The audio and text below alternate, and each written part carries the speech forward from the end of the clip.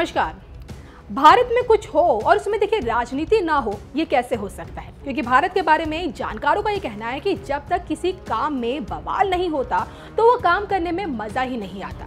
अब आप देख लीजिए कि दो अभिनेता, एक हिंदी पट्टी का और दूसरा कन्नड़ पट्टी का, आपस में बेहद शालीनता से बातचीत कर रहे हैं, लेकिन दूसरे की शादी में अब्दुल्ला दीवाना होकर इसमें राजनीति चमकाने के लिए दो कर्नाटक के मुख्यमंत्री दांव लगाने लगे।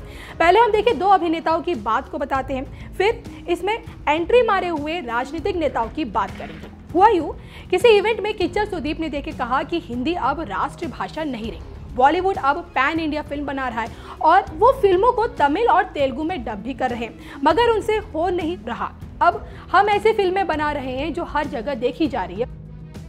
बस यही किच्चर का बयान अजय देवगन को नागवार गुजरा और देखिए उन्होंने बकायदा ट्वीट कर किच्चर सुदीप से सवाल कर दिया, मेरे भाई, आपके अनुसार अगर हिंदी हमारी राष्ट्रभाषा नहीं है तो आप अपनी मातृभाषा की फिल्मों को हिंदी में डब करके क्यों रिलीज करते हैं?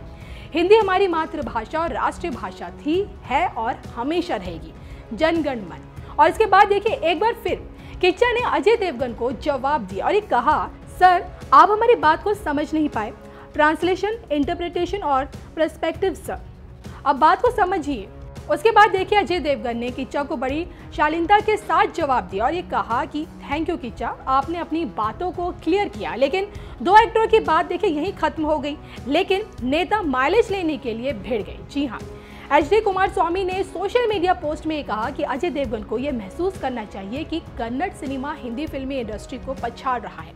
कन्नड़ियों के ही प्रोत्साहन से हिंदी फिल्म इंडस्ट्री का विकास हुआ है और देवगन को यह भी नहीं भूलना चाहिए कि उनकी पहली फिल्म फूल और कांटे बेंगलुरु में 1 साल तक चली थी। तो देखिए ना, कुमारस्वामी के हमले के बाद कर्नाटक के पूर्व मुख्यमंत्री और नेता प्रतिपक्ष सिद्धारमैया ने भी अजय देवगन के इस पोस्ट पर हमला बोला और बकायदा इसे टैग करते हुए लिखा, हिंदी हमारी राष्ट्रभाषा कभी नहीं थी और ना कभी होगी। हमारे देश की भाषा की विविधता का सम्मान करना प्रत्येक भारतीय का कर्तव्य है। सभी भाषा का अपना समृद्ध इतिहास होता है जिस पर लोगों को गर्व होता है। मुझे कन्नड़ होने पर गर्व है।